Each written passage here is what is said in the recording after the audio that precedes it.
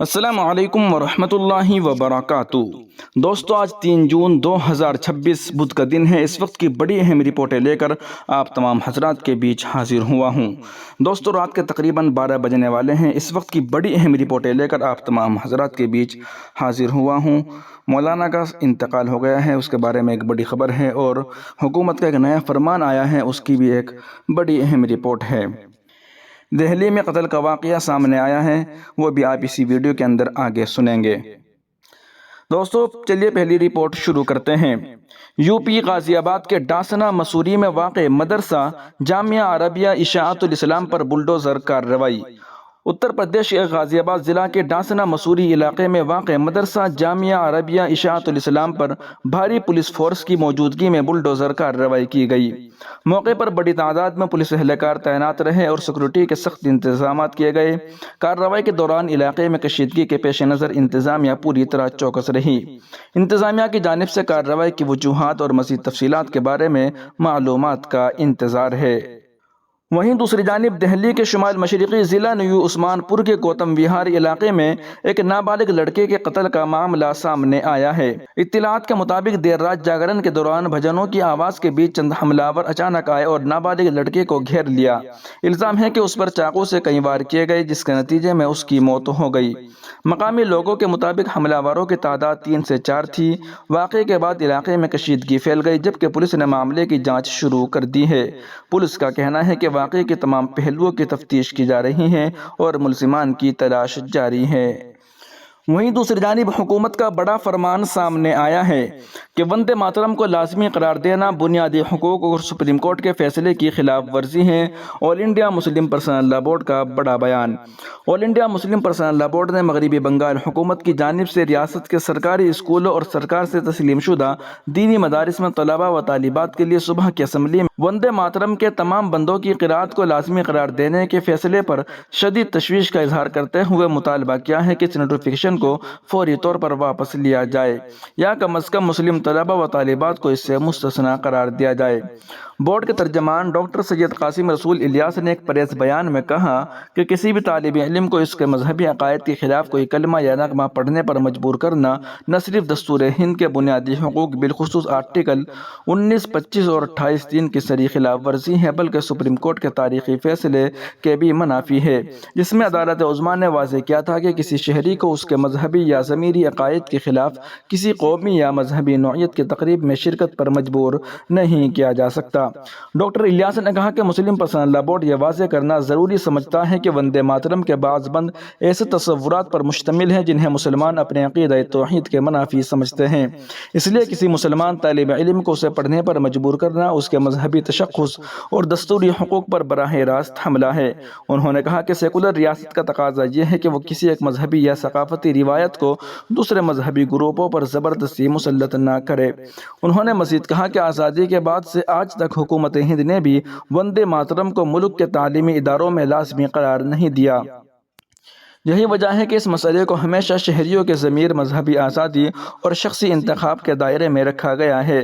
Doctor Ilyas نے دستور ہند کی دفعہ 28(3) کا حوالہ دیتے ہوئے کہا کہ ریاست کے زیر انتظام یا ریاستی امداد یافتہ تعلیمی اداروں میں کسی بھی طالب علم کو مذہبی تعلیم حاصل کرنے یا کسی مذہبی عبادت یا مذہبی نوعیت کی تقریب میں شرکت پر مجبور نہیں کیا جا سکتا، جب تک کہ اس کے آزادانہ رضامندی شامل نہ ہو۔ لہٰذا ریاستی حکومت کا یہ فیصلہ نہ صرف آئینی روح کے خلاف ہے، بلکہ ملک کی سیکولر اور جمہوری روایات سے بھی متصادم ہے۔ آل انڈیا مسلم پرسنل لا بورڈ نے مغربی بنگال کے مسلم طلباء، والدین اور اساتذہ سے اپیل کی ہے کہ اپنے دستوری اور قانونی حقوق سے آگاہ رہے، اور اگر کسی بھی سطح پر انہیں جبر یا دباؤ کے ذریعے وندے ماترم پڑھنے پر مجبور کیا جائے تو وہ دستور ہند کے بنیادی حقوق اور سپریم کورٹ کے مذکورہ فیصلے کی بنیاد پر قانونی چارہ جوئی کرے۔ بورڈ نے مغربی بنگال حکومت کو متنبہ کیا ہے کہ وہ ریاست کے تمام شہریوں کے مذہبی حقوق، ثقافتی شناخت اور دستوری آزادیوں کا احترام کرے۔ ہندوستان ایک سیکولر اور کثرت پسند جمہور ہے، جہاں ہر مذہب گروہ کو اپنے عقائد کے مطابق زندگی گزارنے اور اپنی مذہبی شناخت برقرار رکھنے کا مکمل حق حاصل ہے۔ کسی بھی سرکاری اقدام کو اس بنیادی اصول کو مجروح کرنے کی اجازت نہیں دی جا سکتی ہے۔ वहीं दूसरी जानिब इमाम उन्नहु शेखुल अरबिया हज़रत मौलाना अनवर अहमद मज़ाहिरी रुखसत हो गए। इन्ना लिल्लाहि व इन्ना इलैहि राजिऊन। मदीनतुल उलूम नगीना का एक रोशन चिराग बुझ गया, नहू व अदब का एक दरख्शा बाब बंद हो गया और इल्म व इखलास का एक अजीम पेकर अपने रब के हुजूर हाजिर हो गया। हज़रत मौलाना अनवर अहमद मज़ाहिरी रहमतुल्लाहि अलैह ने अपनी मुबारक ज़िंदगी इल्म दीन की इशाअत, तलबा की तरबियत और नहू व अरबी ज़बान की खिदमत में वक्फ कर दी थी। आपकी इल्मी बसीरत, सादगी, तकवा और शफ़क़त हमेशा याद रखी जाएगी। आज मदरसा तो मौजूद है, शागिर्द भी मौजूद हैं, किताबें भी मौजूद हैं, लेकिन वो मुस्कुराता हुआ चेहरा, वह इस्लाह करने वाला अंदाज और वह इल्म बांटने वाली आवाज़ खामोश हो गई। हज़रत आप चले गए मगर अपने पीछे एक ऐसे शागिर्द छोड़ गए जो आपके इल्म और इखलास की गवाही देते रहेंगे। इमाम उन्नहु की दीनी, इल्मी और तालीमी खिदमात को शर्फ़ क़बूलियत अता फरमा। या इलाही उनके क़ब्र को नूर से भर दे, दर्जात बुलंद फरमा, लग़ज़िशों को माफ़ फरमा और जन्नतुल फ़िरदौस में आला मक़ाम अता फरमा। वहीं दूसरी जानिब जहेज़ के लिए 7 माह की हामिला बहू को जलाने का इल्ज़ाम, शौहर और सास गिरफ्तार।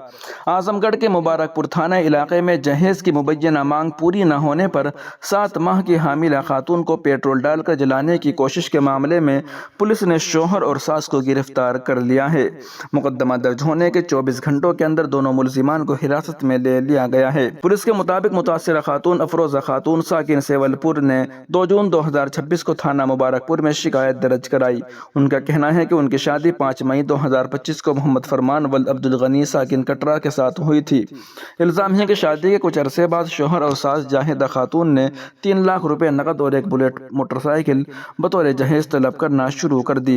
मुतालबात पूरे न होने पर खातून को मुसलसल जिस्मानी और ज़हनी तौर पर हिरासा किया गया।